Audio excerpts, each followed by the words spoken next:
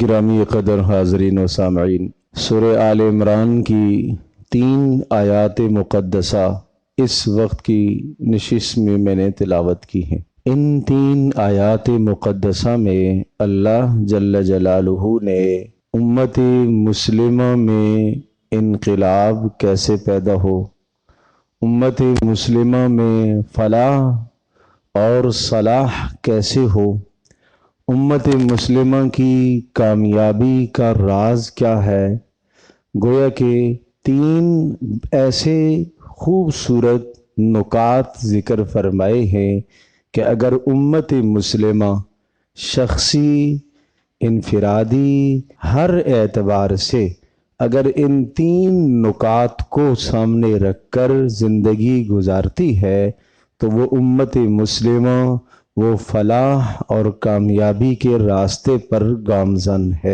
اور ان 3 بنیادی اصولوں کو سامنے رکھ کر رسول اکرم صلی اللہ تعالی علیہ وسلم نے محنت فرمائی اور آپ علیہ الصلاۃ والسلام نے اپنے صحابہ کی تربیت فرمائی اور ایک مضبوط جماعت تیار فرمائی جو پوری دنیا میں اسلام کا پرچم بلند کرنے کا ذریعہ بنی، جس جماعت کو محمد رسول اللہ صلی اللہ تعالی علیہ وسلم کے صحابہ کرام رضی اللہ عنہم اجمعین کہا جاتا ہے۔ تو وہ 3 بنیادی اور اہم اور اساسی اصول ہیں، اور وہ 3 بنیادی اور اساسی اصول کیا ہیں؟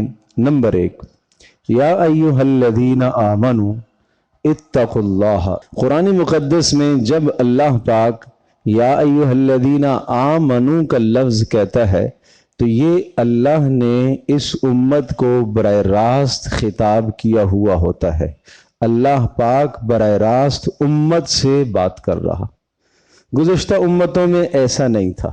گزشتہ امتوں میں اللہ تبارک و تعالی نبی کو حکم دیتا تھا کہ اپنی امت سے یہ کہو، لیکن اس امت کے لیے یہ اعزاز ہے کہ قرآن مقدس میں کئی مقامات پر اللہ نے براہ راست امت کو مخاطب فرمایا۔ ایک تو یا ایھا النبی، اے نبی، یہ بھی بات آئی۔ یا ایھا الرسول، رسول کو بھی خطاب ہے۔ یا ایھا المدثر، یا ایھا المزمل، یہ پیارے پیغمبر صلی اللہ تعالی علیہ وسلم کو اللہ نے مخاطب فرمایا۔ اللہ پاک نے رسول اکرم صلی اللہ تعالی علیہ وسلم کی امت مرحومہ کو اور اس مبارک امت کو براہ راست بھی اللہ نے پکارا، یا ایھا الذین آمنوا، اے وہ لوگوں جو میرے اوپر ایمان لائے ہو، اے وہ لوگوں جنہوں نے مجھے اپنا رب مانا ہے، جنہوں نے میرے رسولوں کو تسلیم کیا ہے، جنہوں نے میرے نبیوں کو مانا ہے، جنہوں نے میری کتابوں کو تسلیم کیا ہے، جنہوں نے میرے ملائکہ کو تسلیم کیا ہے، اور جو میرے نظام کو قائم کردہ نظام کو تسلیم کرنے والے ہو، اور قیامت کو جب میں قائم کروں گا اس پر بھی تمہارا یقین ہے، اے وہ لوگوں جو آخرت کے دن پر یقین رکھتے ہو۔ گویا اللہ نے اپنا اس امت کے ساتھ تعلق جتلایا ہے۔ تو حضرت عبداللہ ابن مسعود رضی اللہ تعالیٰ عنہ ارشاد فرماتے ہیں کہ جب تم قرآن مجید میں دیکھو کہ اللہ نے یا ایھا الذین آمنوا کہا تو سمجھ جاؤ اللہ کسی اہم بات کی طرف تمہیں اشارہ دے رہا ہے۔ کم از کم یہ تو قرآن میں سیکھ لیا جائے، یا ایھا الذین آمنوا۔ اللہ اکبر، 89 مرتبہ یہ خطاب قرآن میں آیا، یا ایھا الذین آمنوا، اور اس پر ہمارا ایک کتابچہ بھی مستقل تیار ہے جو رمضانوں میں ہم حفاظ کو تاکید کرتے ہیں کہ وہ یہ یا ایھا الذین آمنوا کا کتابچہ لیں اور اس کو اچھی طرح سے پڑھیں، اور کم از کم رمضانوں میں تمام کے تمام ائمہ، حفاظ، مساجد کے ائمہ کرام، علماء کرام اگر مکمل قرآن مجید کا خلاصہ نہ بیان کر سکیں تو کم از کم یا ایھا الذین آمنوا سے شروع ہونے والی آیات کا خلاصہ تو بتاؤ بھائی۔ کچھ تو امت کا قرآن سے تعلق قائم ہو جائے، کچھ تو سمجھو کہ اللہ کیا کہنا چاہ رہا ہے۔ 90 مرتبہ اگر باپ پکارے اے میرے بیٹے، اے میرے بیٹے، میں نے تمہیں کھلایا پلایا، محنت کی، پالا پوسا، جوان کیا، میری بات سنو، ایک بار بھی آدمی کان نہ دھرے کہ میرا باپ مجھے کیا کہہ رہا ہے، کس قدر بے وفائی ہوگی۔ تو اس طرح سے اللہ نے خطاب فرمایا یا ایھا الذین آمنوا۔ تو جو 3 اصول ہیں، ان 3 اصولوں میں سے پہلا اصول ذکر فرمایا اتقوا اللہ حق تقاتہ، ذاتی شخصی کردار سازی، اپنے کردار کو درست کرنے کے لیے اللہ کا ڈر اپنے اندر پیدا کرو۔ اگر اللہ کا خوف دل میں بس جائے، اللہ کا ڈر دل میں بس جائے، تو رات کی تاریکی میں بھی انسان گناہ سے بچے گا۔ اور اللہ کا ڈر اگر دل میں موجود نہیں ہے، قیامت کے دن پوچھے جانے کا احساس اندر اگر نہیں ہے، تو اس کو مجمع کے سامنے بھی بے حیائی اور بدکاری کرتے ہوئے حیا محسوس نہیں ہوگی، کیونکہ اللہ کا ڈر جو انسان کو کسی جرم سے پیچھے کرتا ہے وہی اس کے اندر نہیں رہا۔ اس لیے پہلا اصول یہ سمجھایا امت مسلمہ کی کامیابی اور امت مسلمہ کی کامرانی اور فلاح اور صلاح کا پہلا اصول یہ ہے اللہ کا ڈر اپنے اندر پیدا۔ پیارے پیغمبر صلی اللہ تعالی علیہ وسلم جب بھی نصیحت فرماتے تھے تو آپ کی نصیحت کا آغاز اوصیکم بتقوی اللہ، میں تمہیں اللہ پاک کے ڈر کی نصیحت کرتا ہوں۔ اور یہ ایک مقام پر نہیں آیا، قرآن میں کئی مرتبہ آیا اتقوا اللہ اتقوا اللہ۔ جہاں اللہ تبارک و تعالیٰ اپنے احکامات کو بیان کرتا ہے اور جہاں اللہ پاک کسی چیز کا حکم دیتا ہے اور جہاں اللہ پاک کسی چیز سے روکتا ہے، اس کے آس پاس یہ 2 باتیں ضرور ہوتی ہیں، اللہ کا ڈر اختیار کرو اور تمہیں قیامت کے دن حساب دینا ہے۔ یہ تصور بٹھایا گیا ہے۔ یہ آیت ہے اتقوا اللہ حق تقاتہ، اللہ سے ایسا ڈر اختیار کرو، ایسا ڈر اختیار کرو جیسا کہ ڈرنے کا حق، اللہ کی نافرمانی سے ایسے بچ جاؤ جیسا کہ بچنے کا حق ہے۔ جب یہ آیت نازل ہوئی میں نے تو ترجمہ پڑھا اور آپ حضرات نے سماعت فرمایا، لیکن صحابہ کرام رضی اللہ عنہم اجمعین نے جب اس آیت کو سنا تو ان کے رونگٹے کھڑے ہو گئے، کانپ اٹھے، یا اللہ تجھ سے ڈرنے کا حق کون ادا کر سکتا ہے؟ تیری نافرمانی سے بچنے کا حق تو نے کہا ادا کر، یہ کون کر سکتا ہے؟ جتنے بھی ہم بچیں کبھی تو کوئی لغزش ہو ہی جائے گی، کبھی تو آنکھ غلط اٹھ ہی جائے گی، کبھی تو دل میں برے خیالات آ ہی جائیں گے، کبھی تو زبان سے نازیبا اور نامناسب کلمہ جو تیری مرضی اور منشا کے مطابق نہیں ہوگا وہ نکل ہی جائے گا۔ اے اللہ تیرے سے ڈرنے کا، تیری نافرمانی سے بچنے کا حق ہم کیسے ادا کر سکتے؟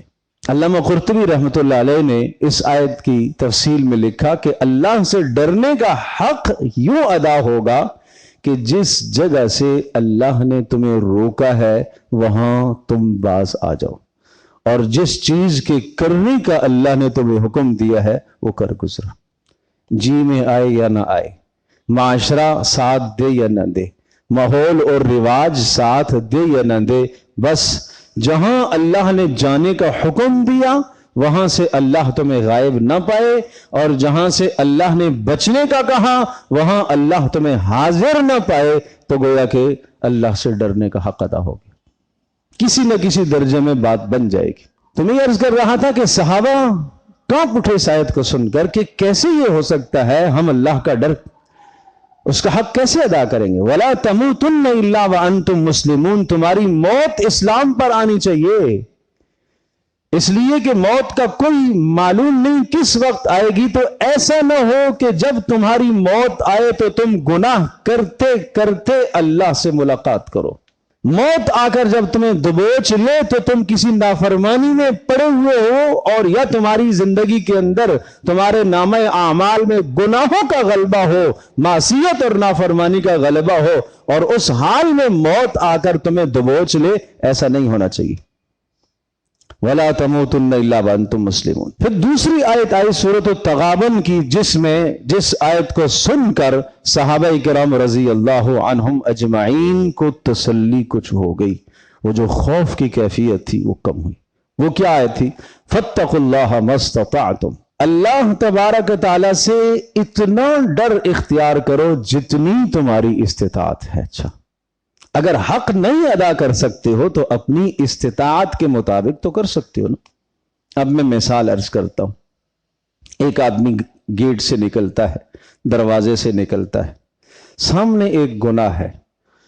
اب جی اور نفس چاہتا ہے کہ میں اس گناہ کا ارتکاب کروں، لیکن اللہ نے اندر طاقت رکھی ہے اس گناہ سے بچنے کی۔ اب اپنی طاقت کو استعمال کر کے، اپنی ایمانی قوت کو استعمال کر کے، جیسے انسان اپنی طاقت کے مطابق اور اپنی حیثیت کے مطابق قدم اٹھاتا ہے، یہ راستہ بھی ہے، یہ راستہ بھی ہے، ادھر سے بھی جا سکتا ہے، ادھر سے بھی جا سکتا ہے، دونوں طرف سے کوئی رکاوٹ نہیں ہے، تو اپنی استطاعت اور طاقت کے مطابق خیر والے راستے کو اپنائے، گناہ والے راستے پر نہ جائے۔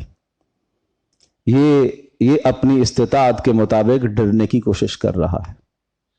اس کے سامنے حرام بھی ہے، حلال بھی ہے۔ حرام میں تھوڑا سا فائدہ زیادہ ہے، حلال میں منافع ذرا کم ہے، بس یہ اپنی استطاعت اور طاقت پر اس حرام سے بچ جائے، حلال کو اختیار کر لے۔ کبھی بھی اللہ اسے مجبور نہیں کرتا۔ شریعت کا کوئی حکم ایسا نہیں ہے جو انسان کی دسترس اور طاقت سے باہر ہو۔ ہاں، ایک بات ہے کہ اگر آپ کو مجبور کر دیا گیا اور کسی آدمی نے یہ کہا کہ اگر اس وقت تو نے نماز پڑھی تو تجھے جان سے مار دیا جائے گا، ٹھیک ہے بھائی، جان بچا لو، بعد میں پڑھ لینا۔ یہاں تک کہ اگر کلمہ کفر کہنے کی بات بھی آ گئی اور کوئی تمہیں مجبور کرے کہ کلمہ کفر کہو ورنہ تیری جان مار دی جائے گی، تو چلو جی ٹھیک ہے، اجازت ہے۔ الا من اکرہ وقلبہ مطمئن بالایمان، اگر مجبور کیا گیا کوئی آدمی کلمہ کفر کے کہنے پر لیکن دل میں ایمان موجود ہے تو گنجائش ہے، اجازت ہے، اپنی جان بچا لو۔ یہاں تمہاری استطاعت نہیں تھی اس لیے آپ نے کلمہ کفر کہہ دیا، کوئی بات نہیں، لیکن جہاں طاقت ہے گناہ سے بچنے کی، جہاں بچ سکتا ہے اور وہاں کہے کہ نہیں بچوں گا، کیا کروں جی، لوگ ناراض ہو جائیں گے، کیا کروں وہ ناراض ہو جائے گا، دنیا کے ساتھ چلنا پڑتا ہے، تو اس کا مطلب یہ ہے کہ یہ اپنی طاقت کو استعمال نہیں کر رہا۔ تو امت مسلمہ کی کردار سازی کے لیے پہلا اصول سمجھایا، اتقوا اللہ حق تقاتہ، اللہ کا ڈر اختیار کرو جیسا کہ ڈرنے کا حق ہے۔ امت مسلمہ کی صلاح، فلاح اور کامیابی اور بہتری کے لیے جو دوسرا اصول سمجھایا وہ بڑا اہم اصول ہے۔ جب کردار سازی ہو گئی، انسان کی ذات بن گئی اور آدمی کا اندر بن گیا، دل بن گیا، اس دل میں خوف خدا پیدا ہو گیا۔ جب دل میں خوف خدا پیدا ہو گیا تو اب آنکھ غلط دیکھنے سے خود بچے گی، اب کان غلط سننے سے بچے گا، اب زبان غلط بولنے سے خود بچے گی، اب ہاتھ پیر غلط حرکت کرنے سے خود بچ جائیں گے، اس لیے کہ دل جو رئیس الاعضاء، تمام اعضاء کا سردار ہے، وہ درست ہے۔ جب بادشاہ درست ہے تو اس کی رعایا درست ہو جائے گی۔ دل رئیس الاعضاء، تمام اعضاء کا سردار کہلاتا ہے۔ اس لیے رسول اللہ صلی اللہ علیہ وسلم نے ارشاد فرمایا، الا ان فی الجسد لمضغۃ، تمہارے جسم کے اندر ایک گوشت کا لوتھڑا ہے، اذا صلحت صلح الجسد کلہ واذا فسدت فسد الجسد کلہ، اگر وہ صحیح ہو جائے تو سارا جسم صحیح ہے، اور اگر وہ خراب ہو جائے تو سارا جسم خراب ہے۔ الا وہی القلب، وہ دل ہے، وہ دل ہے، وہ دل ہے۔ تو دوسرا اصول یہ سمجھایا، جب کردار سازی انسان کی شخصیت بن گئی، اس میں نکھار پیدا ہو گیا ہے، اب دوسری بات ہے وَاعْتَصِمُوا بِحَبْلِ اللَّهِ جَمِيعًا وَلَا تَفَرَّقُوا، اب امت میں وحدت، اتحاد، اتفاق پیدا کرنے کی کوشش کرو۔ امت میں اتحاد کیسے پیدا ہوگا؟ پوری کی پوری انسانیت، ہر انسان کی سوچ الگ، ہر انسان کا دماغ الگ، ہر انسان کا مزاج الگ، ہر انسان کی تہذیب الگ، ہر قوم کی ثقافت الگ، ہر آدمی کے رہنے کی جگہ الگ ہے۔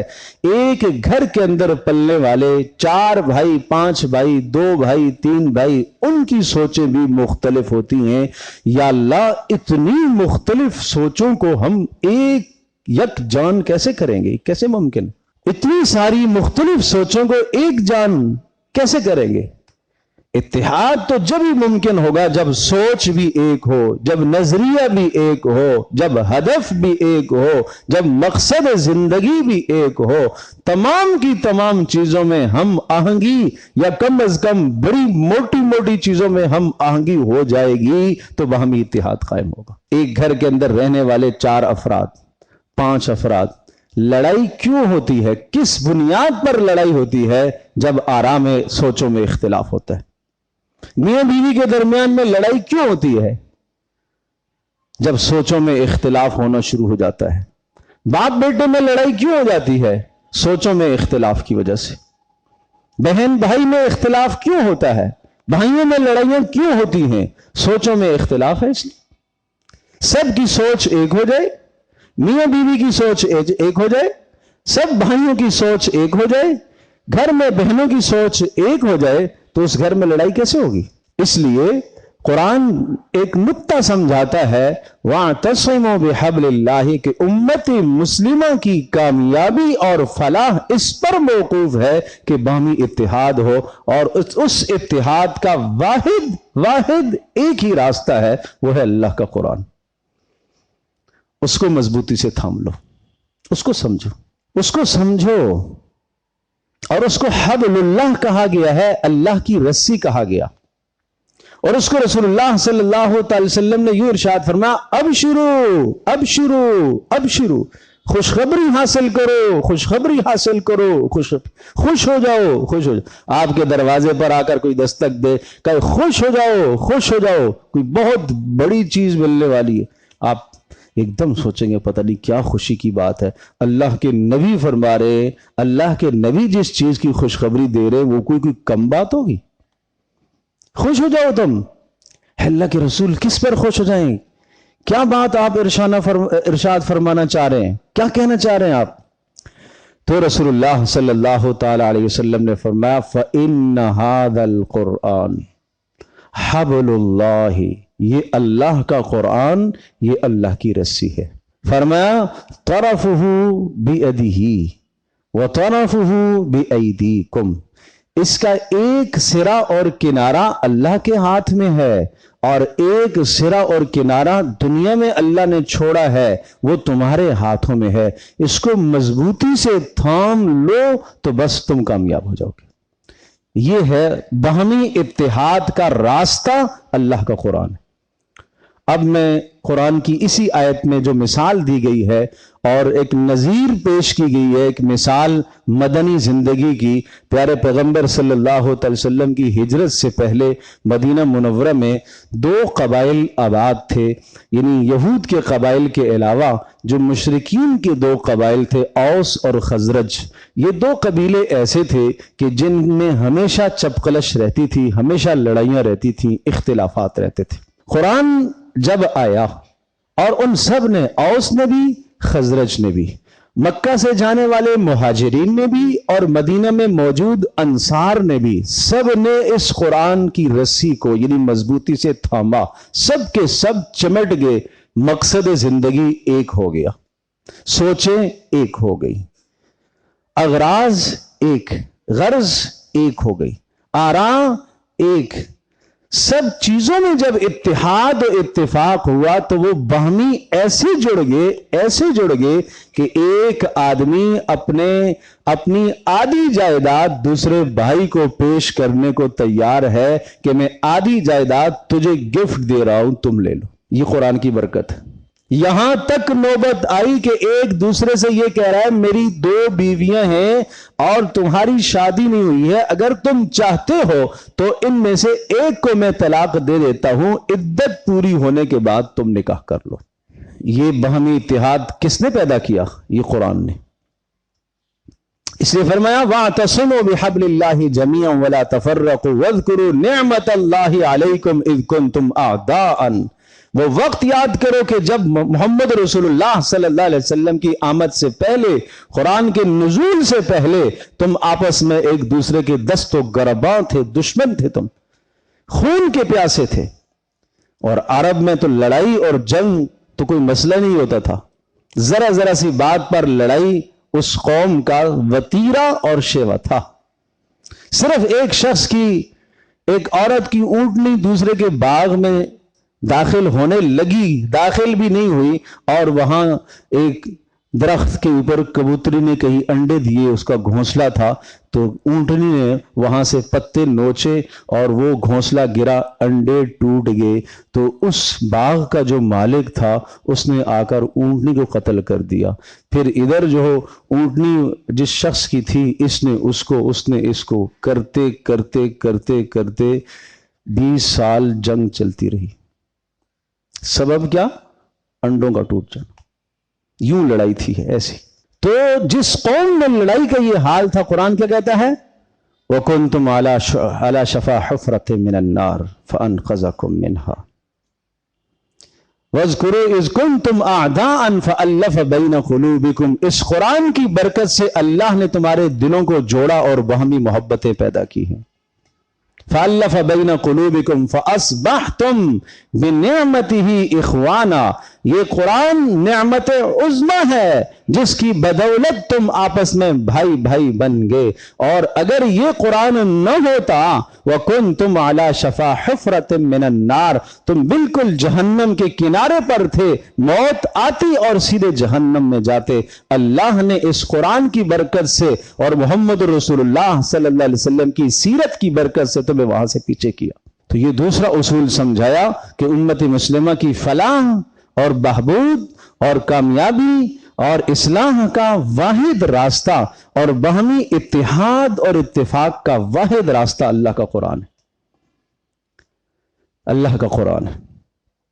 پیارے پیغمبر صلی اللہ تعالی علیہ وسلم کی سیرت طیبہ قرآن کی تشریح ہے، آپ کے ارشادات قرآن کی شرح ہے، آپ کی فرمودات اور آپ کے افعال وہ قرآن کی تشریح ہے۔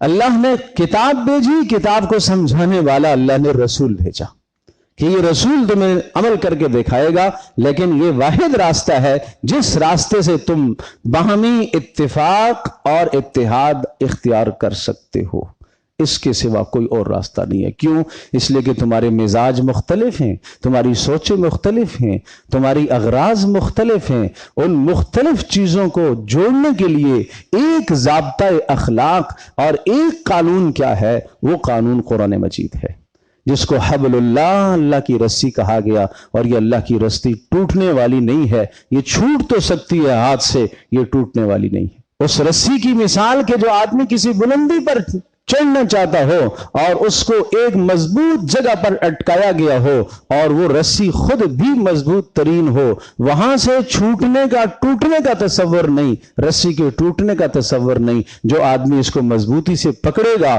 وہ اس بلندی تک پہنچ جائے گا۔ اس کا ایک حصہ، ایک سرا اللہ کے ہاتھ میں ہے، وہاں سے ٹوٹنے اور چھوٹنے کا تصور نہیں۔ اور یہ رسی قرآن خود اتنا مضبوط کہ کوئی اس کو دنیا کی طاقت ختم نہیں کر سکتی، اسے توڑ نہیں سکتی۔ ہاں، جو مضبوطی سے اسے تھام لے گا وہ بلندیوں پر پہنچ جائے گا۔ اور تیسرا اصول وَلْتَكُمْ مِنْكُمْ أُمَّةٌ يَدْعُونَ إِلَى الْخَيْرِ، کہ جب یہ بات ہو گئی، تمہارا کردار درست ہو گیا، تمہاری شخصی ذاتی انفرادی تعمیر ہو گئی اور باہمی اتحاد بھی ہو گیا، تو اب تیسرا اصول یہ سمجھایا وَلْتَكُمْ مِنْكُمْ أُمَّةٌ يَدْعُونَ إِلَى الْخَيْرِ۔ اب تم میں سے ہر شخص کے ذمہ ہے کہ جو خیر کی بات اس تک پہنچے، اس بات کو وہ آگے دوسروں تک پہنچائے، وہ اپنے ماحول کو بڑھائے، حلقہ اسلام کو بڑھائے، افراد کو بڑھانے کی محنت کرے۔ اور پھر خاص طور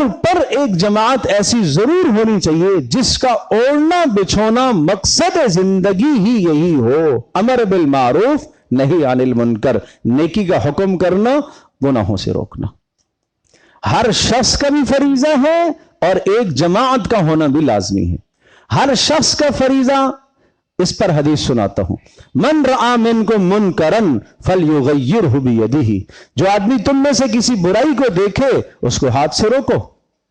फइल्लम यस्तति' फबिलिसानिही, अगर हाथ से रोकने की ताकत नहीं है तो फिर जबान से रोको, और अगर जबान से भी नहीं रोक सकते हो तो फबिक़ल्बिही, दिल से उसको बुरा तो समझो। वज़ालिक अज़अफ़ुल ईमान, और दिल से बुरा जानना ये ईमान का सबसे कमतर दर्जा है, इसके बाद ईमान नहीं बचता। एक आदमी रास्ते में चलते हुए देखता है एक अजनबी लड़का लड़की दोनों आपस में गुफ्तगू में महो हैं, इसको जर्रा बराबर दिल में, चलो डंडे से नहीं रोक सका, जबान से रोकने की ताकत नहीं है, डंडे से रोकेगा तो फितना फैलेगा, जबान से रोकेगा तो मुमकिन है जान महफूज ना रहे। इसलिए कि ये बात है ना कि अगर तुम्हें इस्तिताअत है तो जबान से रोको, अगर इस्तिताअत नहीं है, तुम्हारी जान का खतरा है तो मत रोको।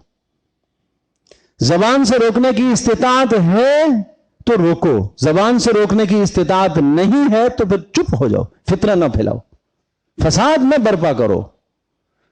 लेकिन तीसरा दर्जा बताया, दिल से बुरा तो समझो इसको। अगर एक आदमी इस फेल को देखकर बुरा भी नहीं समझ रहा, कहता है नहीं आजकल तो रिवाज है, मखलूक निजाम को औरत और मर्द का मखलूक निजाम देखता है, मखलूक तालीमी निजाम देखता है, किसी और गैदरिंग में देखता है, मखलूक देखता है, और मर्दों और औरतों का हुजूम एक साथ देखता है, एक जर्रा इसे बुरा नहीं लगता, तो इसका मतलब यह हुआ कि बुराई को देखकर दिल से भी इसने बुरा नहीं जाना। प्यारे पैगंबर सल्लल्लाहु अलैहि वसल्लम के इरशाद के मुताबिक अब इसके बाद ईमान का कोई जर्रा इसके पास नहीं बचा। अल्लाह अकबर। ये हदीस मुबारक आईना है, आईना। अपना एहतिसाब कर लो, अपना मुहासबा मैं भी करूं, आप भी करें। फिर आपने इरशाद फरमाया, लतअमुरुन्न बिल मारूफ व लतनहउन्न अनिल मुनकर, नेकी का हुक्म करते रहना, गुनाहों से दूसरों को रोकते रहना। अगर नहीं करोगे लयूशिकन्नल्लाहु इक़ाबम मिन इंदिही, अगर तुम ये नहीं करोगे तो फिर अल्लाह अपनी जानिब से अजाब मुसल्लत करेगा। फिर क्या होगा, सुम्मा तदउन्नहु फला यस्तजीबु लकुम, फिर तुम अल्लाह से दुआएं मांगोगे लेकिन दुआएं कबूल नहीं होगी। फिर आज कितना मजमा दुआएं मांगता है, आज कितने लोग मसाइब से निकलने और खुलासी की दुआएं मांगते हैं, क्यों नहीं कबूल होती? दुआओं की कबूलियत का जो उसूल और ज़ाब्ता था वो छोड़ा हुआ है। तो हर आदमी के जिम्मे ये आयद किया और फर्ज फरमाया कि वो अपने हलके के अंदर इस बात को, नेकी का हुक्म करे, गुनाहों से रोके। हाँ, अमर बिल मारूफ नहीं अनिल मुनकर, नेकी का हुक्म करना और गुनाह से रोकना, इसके लिए मुस्तकिल 3 ज़ाब्ते और उसूल ज़ेहन नशीन फरमा ले। नंबर 1, इल्म। बगैर इल्म के करेगा तो गुमराही फैलाएगा, इसलिए कि मारूफ नेकी को कहते हैं, मुनकर गुनाह को कहते हैं। एक आदमी नेकी समझे तो सही कि है क्या, गुनाह को समझे तो सही कि है क्या, किस वक्त किसको क्या बात कहनी है, यह जानना भी तो जरूरी है। तो इसलिए इल्म का होना जरूरी है। और दूसरी चीज जो इसमें बुनियादी तौर पर है, इल्म के साथ साथ कुदरत। अगर कुदरत है हाथ से रोकने की तो ठीक है, और अगर हाथ से रोकने की कुदरत नहीं है, फितना बर्पा होने का खदशा है, तो न फितना बर्पा करो, जबान तक आ जाओ। जबान से रोकने की इस्तिताअत नहीं है, तुम्हारी जान जाने का खदशा है, सुनिएगा, जान चली जाने का खदशा है, फितने के बर्पा होने का अंदेशा है, तो ठीक है, जबान को भी छोड़ दो। क्या करो फिर, दिल से बुरा समझो उसको। तो इल्म, ताकत। और तीसरी चीज है दरजात। दरजात का मतलब क्या है, फर्ज की तरफ बुलाना फर्ज है, वाजिब की तरफ बुलाना वाजिब है, मुस्तहब की तरफ बुलाना मुस्तहब है। एक आदमी आप जानते हैं नमाज नहीं पढ़ रहा, आपके जिम्मे फर्ज है उसको नमाज की ताकीद करना, फर्ज है। एक आदमी सुन्नत अमल मुस्तहब नहीं कर रहा, आपके जिम्मे मुस्तहब है कि इसको इस नेकी की तलकीन करें। लेकिन जो काम फर्ज में सख्ती की जा सकती है, मुस्तहब और सुन्नत में सख्ती नहीं की जा सकती। रात की तहज्जुद पर डंडा लेके तहज्जुद नहीं पढ़वा सकते। हाँ, फर्ज नमाज के लिए फजर में گھر کا سربراہ زبردستی اٹھوا سکتا ہے، تہجد کے لیے نہیں اٹھا سکتا۔ تو یہ درجات کا سمجھنا بھی ضروری ہے۔ تو خلاصہ کلام یہ ہوا کہ تین امت مسلمہ کی فلاح اور کامیابی کے جو اصول سورہ آل عمران کی 3 آیات مقدسہ میں نے تلاوت کی ہیں، ان میں پہلا اصول انسان کی شخصیت سے تعلق رکھتا ہے، اتقوا اللہ حق تقاتی، اللہ سے ایسا ڈر اختیار کرو جیسا کہ ڈرنے کا حق ہے۔ اور دوسری بات، آپس میں اتحاد و اتفاق، اور اس اتحاد و اتفاق کے لیے اللہ کا قرآن ہے، اس کو سمجھنے کی کوشش کرو۔ اور تیسری بات پھر جب ذاتی شخصی کردار درست ہو گیا تو اب اس اچھائی کو دوسروں میں پھیلانے کی محنت کرنا۔ تبلیغی جماعت کی جو محنت ہے وہ اسی طرح کی ایک محنت ہے، اس میں اپنے آپ کو جوڑنا۔ اجتماع شروع ہے الحمدللہ کل سے، اس میں اپنی شمولیت کرنا کسی نہ کسی درجے میں، بھائی جا کے دیکھنا تو صحیح کہ یہاں ہوتا کیا ہے، یہ اتنا بڑا مجمع کس مقصد کے لیے جمع ہوتا ہے۔ امت کی فلاح اور کامیابی کی سوچ کے لیے وہ جمع ہوتے ہیں۔ ٹھیک ہے، خرابیاں بھی ہو سکتی ہیں اور برائیاں بھی ہو سکتی ہیں، لیکن ایک نیک مقصد لے کر، نیک سوچ لے کر جو امت کا ایک بہت بڑا طبقہ جمع ہوتا ہے، اس کے ساتھ جا کر جڑنا، وہاں بیٹھنا، سوچ میں شامل ہونا، یہ کامیابی کا راستہ ہے۔ اللہ مجھے بھی آپ کو، ہم سب کو عمل کی توفیق۔